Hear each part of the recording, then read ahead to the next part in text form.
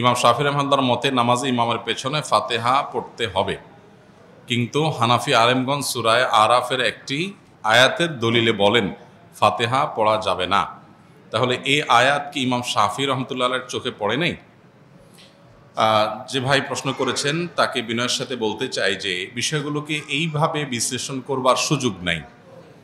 একটা আয়াত, একজন ইমাম, স্বনামধন্য একজন ইমাম, লক্ষ লক্ষ কোটি মানুষ যাকে অনুসরণ করছেন, এলেমের মহাসমুদ্র, তার কাছে আয়াত চোখে পড়ে নাই এমনটি কোনো মুসলমানই মনে করার কোনো কারণ নাই।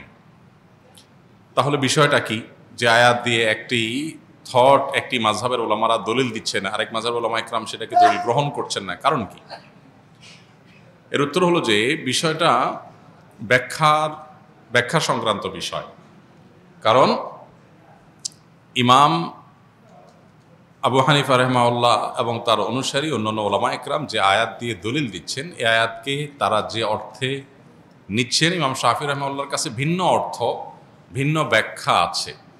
একই কথার একাধিক ব্যাখ্যা, একাধিক অর্থ থাকে এবং সেটার প্রেক্ষিতে মতভিন্নতা তৈরি হয়। এটা বোঝার জন্য সবচাইতে উত্তম হলো নবী করিম সাল্লাল্লাহু আলাইহি সাল্লাম যখন সাহাবীদেরকে একটি অভিযানে পাঠিয়েছেন এবং বলেছিলেন, তোমরা যেই অভিযানে তোমাদের পাঠানো হচ্ছে, যে গোত্রের কাছে পাঠানো হচ্ছে, সেখানে গিয়ে তোমরা আসরের নামাজ পড়বে। নবী সাল্লাল্লাহু আলাইহি সাল্লামের এই নির্দেশ সবাই শুনেছেন এবং সবাই সেটাকে মানার জন্য প্রস্তুত ছিলেন। প্রতিমধ্যে যখন আসরের নামাজের ওয়াক্ত যায় অবস্থা হয়ে যাচ্ছে, তখন কিছু সাহাবী নামাজ পড়ে ফেললেন, কারণ ফরজ নামাজ ওয়াক্ত চলে যাচ্ছে, তাহলে হারাম হবে, এই জন্য তারা পড়ে ফেলেছেন।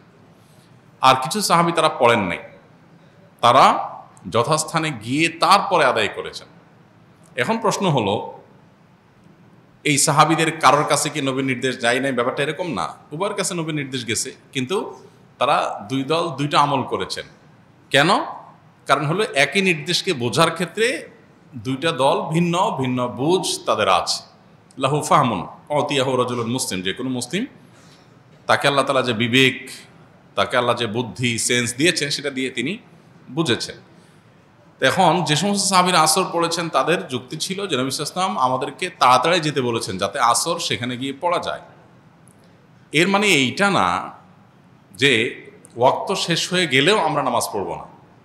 তো এই জন্য নবীজির নির্দেশের মানে হলো তাড়াতাড়ি যাওয়া, যেন আসর সেখানে যেয়ে পড়া যায়। ওয়াক্ত চলে গেলে আমাদেরকে নামাজটা আগে পড়তেই হবে, সেজন্য তারা নামাজ পড়ে ফেলেছেন।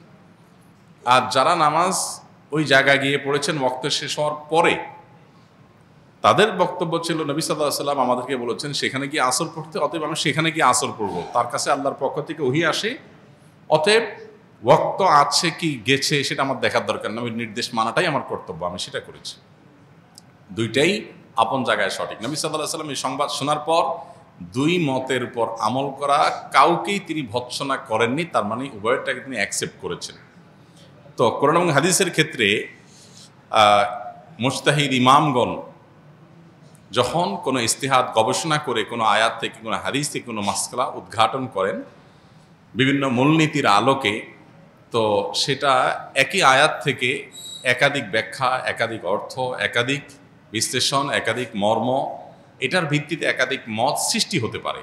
এক্ষেত্রে আমরা জিনিসগুলোকে এত সহজে কনক্লুশনে নিয়ে আসা, এত সহজে যোগ বিয়োগ করে ফেলাটা, এটা হলো আমাদের জ্ঞানের স্বল্পতার কারণে, কিংবা আমরা পুরো বিষয়টাকে ভালো করে না বোঝার কারণে। অতএব এই সমস্ত বিষয়কে কেন্দ্র করে সম্মানিত ইমামদের সম্পর্কে আমাদের কোনো অশ্রদ্ধা যেন না হয়, সেটা কোনো ইমামের প্রতিই না।